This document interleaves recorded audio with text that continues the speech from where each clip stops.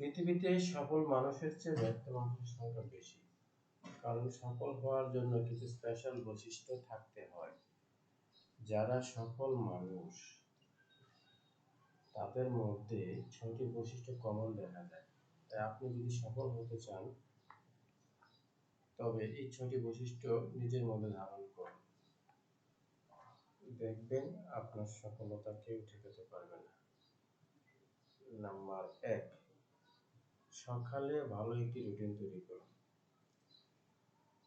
সেই রুটিন অনুযায়ী সারাটা দিন পরিচালিত হন। মেডিটেশন করুন, প্রার্থনা করুন, ব্যায়াম করুন, মোটিভেশনাল বই পড়ুন এবং স্বাস্থ্যসম্মত নাস্তা করুন। সকালটা ভালো রুটিন দিয়ে শুরু করলে দিনটা ভালো যাবে, আর একটা দিন ভালো গেলে সারা জীবন ভালো। নাম্বার ২, বেশি বেশি বই পড়ুন। ডক্টর মোহাম্মদ শহীদুল্লাহ বলেছেন, বই হোক আমাদের নিত্যসঙ্গী। কাজেই আমরা যদি বেশি বেশি বই পড়ি তাহলে আমাদের জ্ঞানের দরজা জানালাগুলো খুলে যাবে। আমাদের সামনে নতুন নতুন পথ সৃষ্টি হবে। অনেক অজানা জিনিস আমাদের জানার আওতায় চলে আসবে। আমরা আমাদেরকে সমৃদ্ধি করতে পারবো এবং আমাদের দেশ ও সমাজকে সমৃদ্ধি করতে পারবো। কাজেই আহ, বই পড়াটা সবার জন্য একটা উত্তম কাজ। ৩ নম্বরে, নোট রাখুন। পৃথিবীতে যারা সফল হয়েছেন তাদেরকে স্টাডি করলে আপনি দেখতে পাবেন তারা প্রতিটা দিন তারা পরিচালিত হয় একটি নোট বুকের মাধ্যমে। কখন কি করবেন, কিভাবে করবেন, কোথায় যাবেন, কখন যাবেন, কতক্ষণ থাকবেন, কাজটা কিভাবে করবেন, সবকিছু তারা একটা সংক্ষিপ্ত নোট আকারে তারা লিপিবদ্ধ করে রাখে, যার কারণে তাদের ভুলটা খুব কম হয়। যেহেতু আমরা মানুষ, আমাদের তো ভুল হবেই। যদি আমরা নোটটা রাখি তাহলে ভুল হওয়ার সম্ভাবনাটা একবারে জিরোর কাছাকাছি চলে যাবে।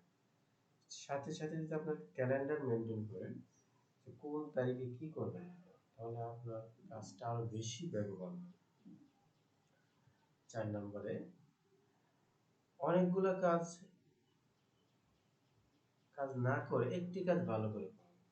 আমাদের মধ্যে অনেকেই আছে যারা একসাথে অনেকগুলা কাজ নিয়ে আমরা একবারে সফল হতে চাই। অনেকগুলা কাজ করে আমরা একবারে পারফেক্ট হয়ে যেতে চাই, কিন্তু এটা অনেক কঠিন একটা কাজ। হ্যাঁ, আপনি অনেকগুলা কাজ করুন, কিন্তু একটা শেষ করার পরে আর একটা করুন। আপনি অনেকগুলা কাজ করবেন, কোনো ব্যাপার না। আপনার ক্যাপাসিটি থাকলে আপনি করবেন না কেন, কিন্তু আপনি যে কাজটা ধরবেন সেটা সুন্দরভাবে পরিপূর্ণভাবে কমপ্লিট করবেন। তারপরে আপনি আরেকটা কাজ করবেন। যখন আপনি একটা কাজ নিয়ে থাকবেন তখন আপনার ক্রিয়েটিভ চিন্তাগুলো, আপনার সময়, আপনার পারিপার্শ্বিক অবস্থা সবকিছু আপনার ফেভারে থাকবে। সো অনেকগুলো কাজ একসাথে না করে একটি কাজ করুন, দেখবেন সফলতা আপনার দূর দূরে চলে আসবে। তারপরে আসুন ঘন্টার বদলে মিনিট হিসেবে কাজ করা।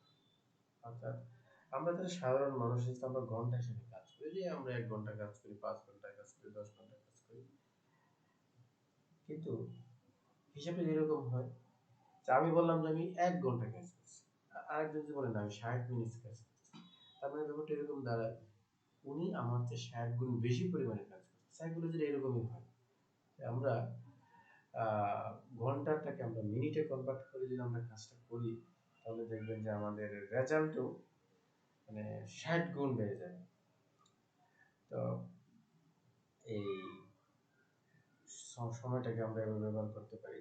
তো মিনিটে ব্যবহার করলে কি হয়, সময় থেকে আমরা একেবারে আহ, পুঙ্খানুপুঙ্খভাবে আমাদের স্বার্থটা আদায় করে নিতে পারি। আর একটা কথা আপনাদেরকে আমি বলতে চাই বা বলতে পারি অনেকটা কনফিডেন্টলি, সেটা হলো নিঃসন্দেহে আপনি যদি সময়কে গুরুত্ব দেন, নিঃসন্দেহে সময় আপনাকে বহু গুণে ফেরত দিবে। ওকে, তারপরে আসেন ৬ নম্বর, ঢিলেমি বা অলসতা দূর করা। এটা একটা বিশাল একটা মানে আমাদের সাথে জড়িয়ে থাকার মতো একটা জিনিস। অলস না এরকম মানুষ পৃথিবীতে নাই বলে চলে, কিন্তু এরপরও মানুষ এগিয়ে যায়। অলসতা ঢিলেমি থাকবে, সেগুলোকে ওভারকাম করাটাই আমাদের কাজ। তাই আমরা অলসতা ঢিলেমি যখন আমাদের মধ্যে আসবে, আমরা তখন এর ক্ষতিকর দিকগুলো নিয়ে চিন্তা করব। এক্সাম্পল, ধরেন আপনি একটা ছোট্ট মুদির দোকানের মালিক। আপনি ধরেন ঢিলেমি করতেছেন, অলসতা করতেছেন। এই মুহূর্তে আপনি চিন্তা করুন, যদি আপনি অলসতা ঢিলেমি করেন, ঠিকমতো আপনি দোকানে না বসেন, তাহলে আপনার বিক্রি হবে না। বিক্রি না হইলে আপনার আহ, আপনার অনেক ট্রাবল সামনে আসবে। আবার নিয়মিত দোকানে না বসে যেগুলো আপনার রেগুলার কাস্টমার তারাও আসবে না, তারা অন্য দোকানে চলে যাবে। তো আপনি যে এতগুলো টাকা দিয়ে ইনভেস্টমেন্ট করলেন, সেটা কিন্তু মাস শেষে বা বছর শেষে আপনার এটা কিন্তু জিরোতে পরিণত হবে।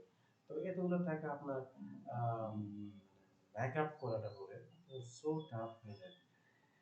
এই যে একটা ভয়ঙ্কর একটা সিনারি যেটা আসবে যদি আপনি ডিলিমি বা অলসতা করেন, সেটা আপনি একটু চিন্তা করেন, দেখবেন যে অলসতা দৌড়ে পালাবে এবং আপনার মধ্যে একটা আলাদা সতেজতা চলে আসবে।